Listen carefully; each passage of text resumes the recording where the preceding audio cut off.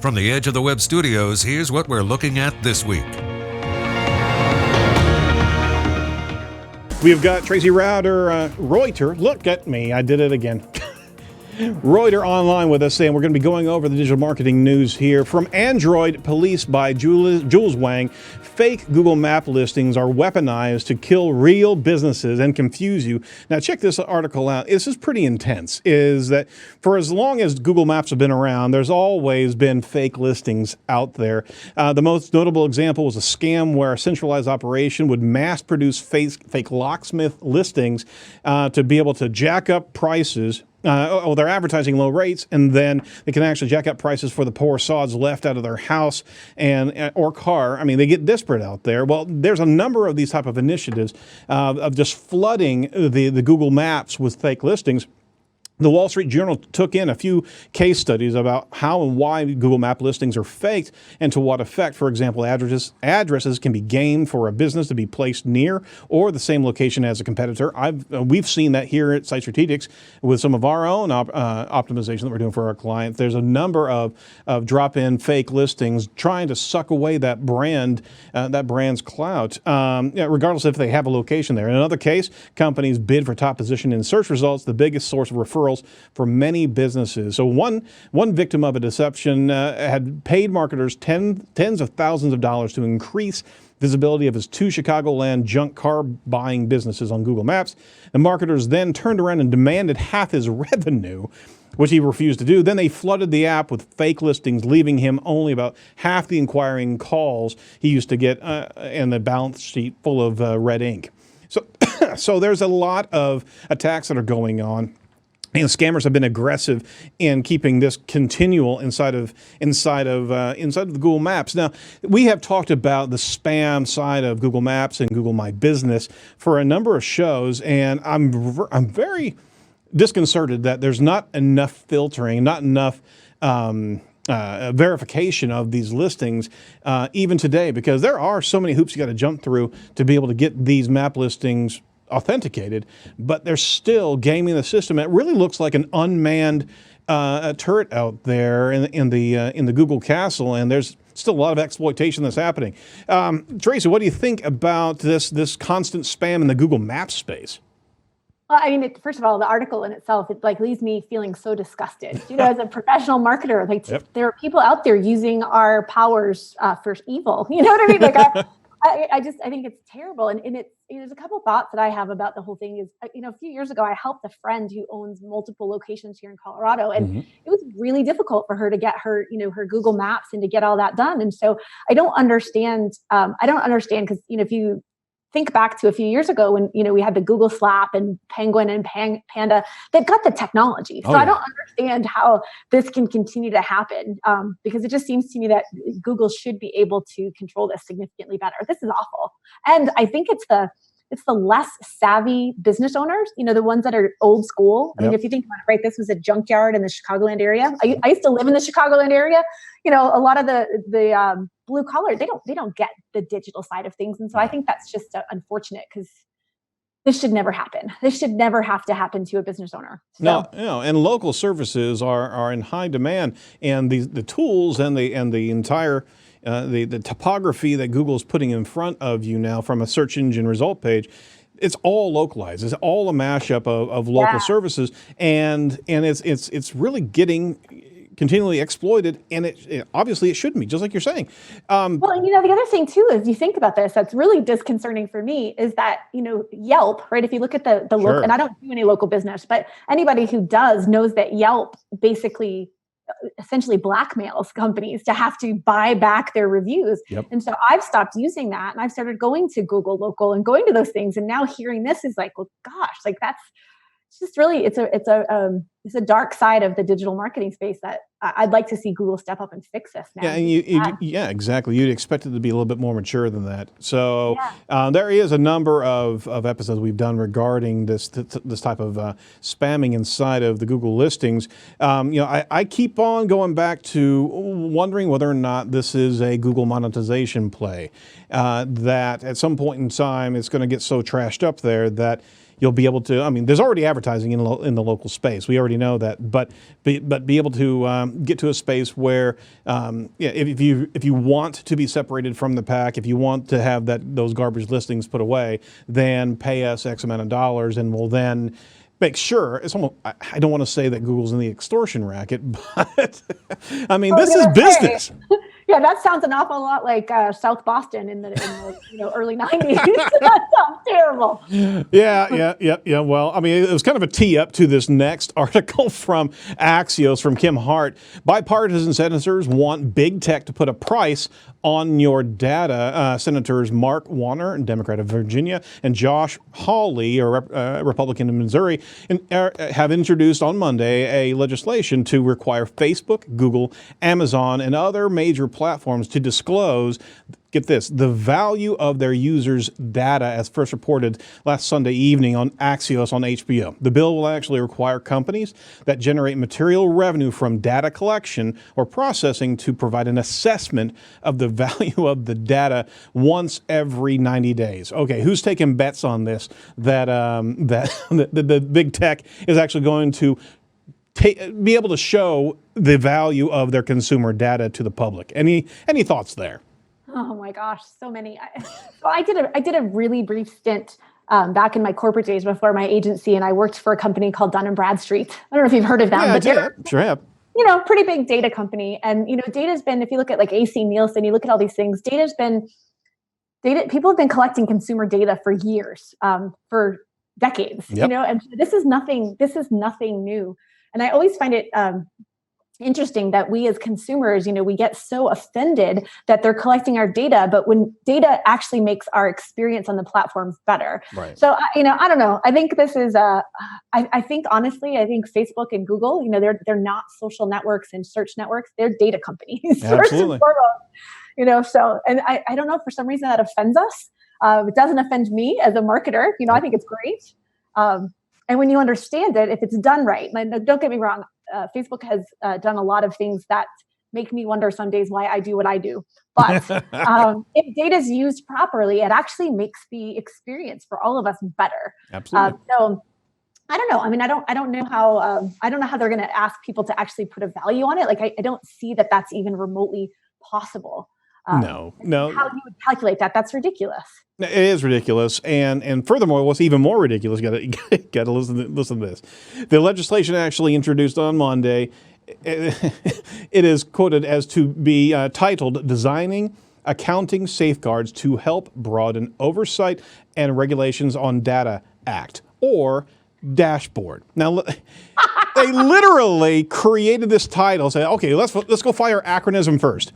And let's bill out the entire title of this legislation. Oh, come on, give me a break.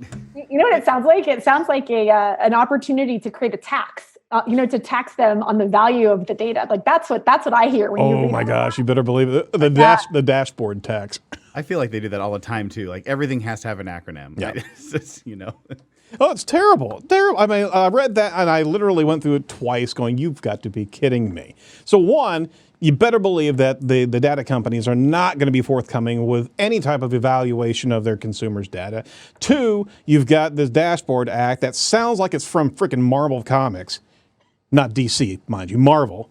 And then three, you've got a couple senators that are rolling this thing out. It really does sound like a posturing effort for these particular senators to get into the limelight. It just looks fake. You're talking about fake news. This thing is a fake piece of legislation. It's never going to go anywhere.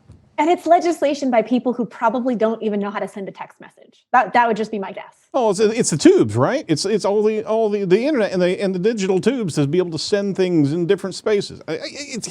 It's asinine, and the sheer fact that our representatives are actually rolling this kind of thing out shows you how far removed they are from data and tech.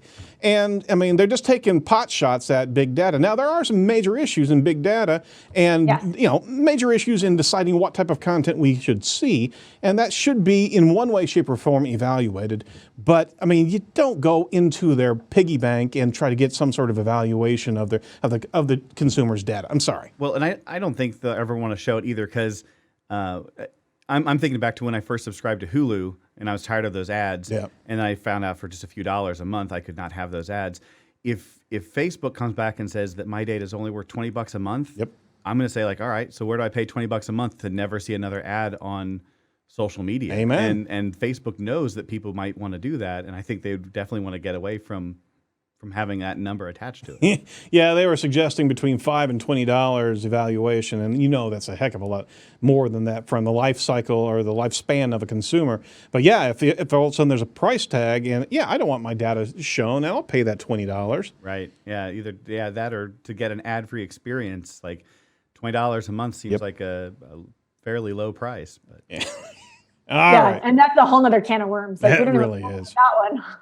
Yeah, and again, kind of linked to what we're talking about today, our third story here is from Forrester. Jessica Liu, the state of social advertising, pretty on the outside, ugly on the inside. On the outside, social media's global advertising spend is expected to balloon to $110 billion in 2022, with Facebook taking 75% of the global spend. Social networks are happy. Investors are seeing dollar signs. Marketers see and feel justified in their spending. On the inside, social media's underbelly conveys a picture of turmoil. Customers can't quit social networks, but dislike the social ads and distrust how social networks handle their personal data. There's a linkage there. 44% of customers avoid ads on social networks, and they rank social networks third lowest in trustworthiness to keep their data safe. All right, so I mean, it's all in the cards right there. We've been hearing this in a lot of different stories here. But I mean, literally, the global spend is still going to be expected to balloon up to $110 billion. They actually give us a chart of trustworthiness, so to speak. What best describes your behavior when you see or hear this type of advertising, of whether or not the respondents wanted to avoid it or not? Ads on websites, 54% say they are going to avoid that interaction. Ads on search engine results, 51%. Ads in mobile apps, 51%. And it goes down the line, and literally it's completely top heavy with digital ads. Ads on TV shows are actually at 39%. So TV ads are more trusted than ads in the mobile space, in the web sphere. So we're completely abusing our consumers, right, Tracy? Yeah. Yeah, I mean, this is a big thing of what we're going to talk about today, but this is definitely something that, if you look at the trend of digital ads, and I've been doing this for, I always tell people, like, I've been doing this for a long time. I was advertising in digital before Facebook. Okay. So back in the MySpace days, we were doing things, and marketers are just saying, right, that marketers ruin everything. And because there's been this, it was so easy for so long to just bombard people with direct response advertising, similar to if you think back, a decade ago, where our mailboxes were overflowing with direct mailers, and people threw that out. We were kind of coming full circle where that's happened in digital, because we have just bombarded the heck out of people. And I think my prediction is if advertisers and brands don't change, they're not only going to ruin it for themselves, but they're going to make it harder and harder for everybody else. So this is a real problem. It really is, and we've heard this more and more in our recent shows as just the pushback from consumers, and that what was tried and true for years is just not nearly effective from an ROI standpoint in the social advertising realm, and it's that numbing that the consumers have to any imagery in the ad space. Literally, the platforms have gone too far, and it's time for them to pull back, and it's also time for the consumers to take another step the other direction, to just kind of put the advertisers in their place. Boy, I sound like I'm about to lead a protest march or something like that. We're in the business too. We're in social advertising as well. So if you think about it, I mean, let's look at Facebook alone, right? So from a Facebook advertising standpoint, over the last year to 2 years, becoming a quote unquote Facebook advertiser has become the latest biz op, right? So you've had all these people that have come in that have really no business acumen, no understanding of the consumer experience, and have contributed to some of this because they don't understand the bigger picture of it. And it's really, I mean, this is definitely a really big issue. And it kind of goes back to one of the other topics about data. Having good data actually should improve the end user experience. Like, we should be able to give a good user experience as an advertiser. We should be able to create campaigns that both make our clients happy, but also make their clients happy, because we're using the data properly and we're understanding the platform and what we're doing on there. So it's a totally different approach than, running I used to commute into downtown Chicago for many years, and there'd be billboards everywhere. And those are just getting into your subconscious. They're not interrupting anything, but social and digital is interruption. And I don't think that we've had the savvy to understand how to interrupt people with tact in a way that makes them want to be interrupted. And so and then, couple that, with, some of the Facebook mishaps that have happened over the last year and a half. Of course, consumers are feeling this way. Yeah, they absolutely are. At all. Well, we're certainly going to unpack that. So if we could, we want to make sure that you also can join up the Edge newsletter, because we're covering all these topics and much more in our newsletter. So go over to, just text to the number 22828, the word Edge Talk. And you can join right from your smartphone. Don't do it while you're driving. And on top of that, you can go over to edgeofthewebradio.com and join the newsletter. We're sending you some great information about who we talk to, who we're about to talk to on the show, all the news articles, and much more. So join today, and you'll get nothing but digital nuggets of gold coming your way from the Edge.